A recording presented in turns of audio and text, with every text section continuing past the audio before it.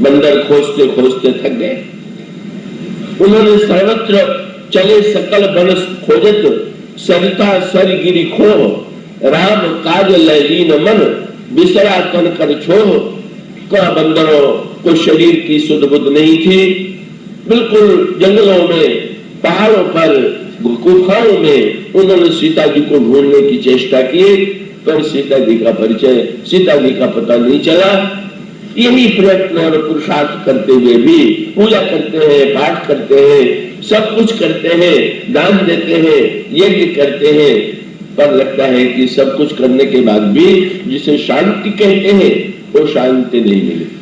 और तब एक सूत्र बड़े महत्व का आता है। बंदर प्यास के मारे वन में भटक जाते हैं और मृत्यु के भय से ऐसा लगा कि सीता जी तो मिलेंगे नहीं, प्यास के मारे हमारी मृत्यु हो जाएगी, ऐसा आतंक बंदरों के अंतःकरण में उत्पन्न हुआ। और तब फिर आप उस प्रसंग को बहुत विस्तार देने की अपेक्षा नहीं है कि वो संकेत सूत्र ये है कि अंत में हनुमान जी पर्वत के ऊपर जाते हैं और पर्वत के ऊपर का उन्होंने एक गुफा देखी और उस गुफा के भीतर जल के पक्षी घुस रहे थे। हनुमान जी बंदरों को लेकर के आते हैं और कहते हैं कि बाहर तो कहीं जल नहीं दिखाई दे रहा है, पर लगता है भीतर गुफा में ये जल। याद रखिए, यही हमारे आपके लिए क्या, बाहर न जल मिले तो गुफा में जल की खोज कीजिए। ये शास्त्रों में अंतर हृदय की जो तुलना की गई है उसको गुफा के रूप में बताया गया। जैसे पर्वत बाहर दिखाई दे रहा है तो गुफा भीतर है, इसी प्रकार से शरीर और संसार बाहर है और हृदय जो है वो भीतर है। और इसका अर्थ ये है कि जब बहुत प्रयत्न करने पर भी बाहर शांति न मिले, प्रयत्न करने पर, पुरुषार्थ करने पर भी शांति न मिले, तो गुफा में उन्हें ढूंढने की चेष्टा की जाए। और गुफा में बैठने के पीछे एक गुरु चाहिए, मार्गदर्शक चाहिए। आगे क्या हनुमंत लीना, हनुमान जी की भूमिका गुरु की भूमिका है, संत की भूमिका है। संत हमें उस गुफा के मार्ग को बताता है और गुफा के मार्ग से वो भीतर ले जाता है। क्या ऐसा लगता है बाहर तो प्रकाश है, भीतर के बारे में व्यक्ति को कुछ पता नहीं। तो ये हमारे आपके जीवन का सत्य है। बाहर का संसार दिखाई दे रहा है पर अपने ही भीतर क्या है ये कुछ नहीं दिखाई दे रहा। ऐसी स्थिति में आवश्यकता है हनुमान जी की, हनुमान जी जैसे भक्त और संत की, जो हमें उस गुफा के भीतर ले जाए। और तब बाहर शांति की खोज में चलने वाले बंदरों ने अंतर गुफा में प्रवेश किया और अंतर गुफा में प्रवेश किया तो कौन मिला?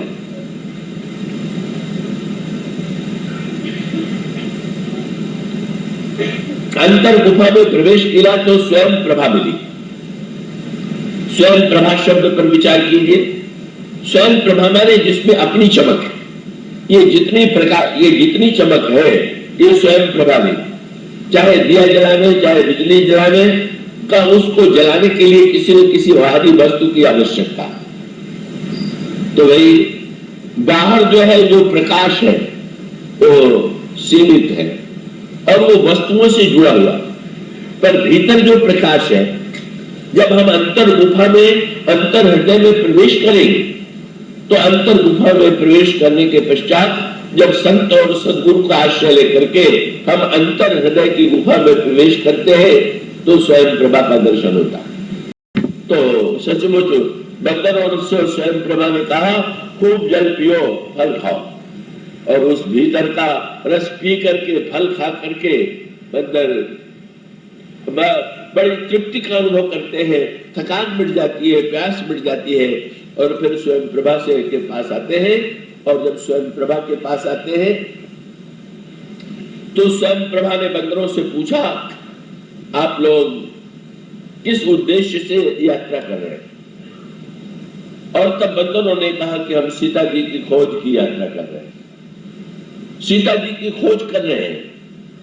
और तब स्वयं प्रभा ने पूछा, आप लोगों ने उन्हें नेत्र बंद करके ढूंढा कि नेत्र खोल करके ढूंढा? स्वयं प्रभा के प्रश्न को सुनकर के बंदरों ने कहा, देवी हम लोगों ने तो एक क्षण के लिए भी आंखें नहीं मूंदी, हम तो महीने भर से सो जग रहे हैं, फिर भी सीता जी नहीं मिली। और तब स्वयं प्रभा ने जो मंत्र दिया, यही ध्यान का मंत्र है। अंतर गुफा में प्रवेश कीजिए और स्वयं प्रभा से मंत्र लीजिए। और स्वयं प्रभा जो मंत्र देती है वो मंत्र क्या है? स्वयं प्रभा ने कहा, आप लोग नेत्र तो खोल करके बहुत ढूंढ चुके, लेकिन अब हमारा मंत्र मानिए। क्या बोले? मुदहु नयन विमरत जिजाहु पहिहु सीत ही जब पछताहु। नेत्र मुदिए, आप इस गुफा से पार होने के बाद जब प्रयत्न करेंगे तो आपको सीता जी मिलेगी। ध्यान का अभिप्राय ये नेत्र मुदना, जब आप सोते हैं तो शरीर को विश्राम देने के लिए आपको आंखें मूंदनी पड़ती है।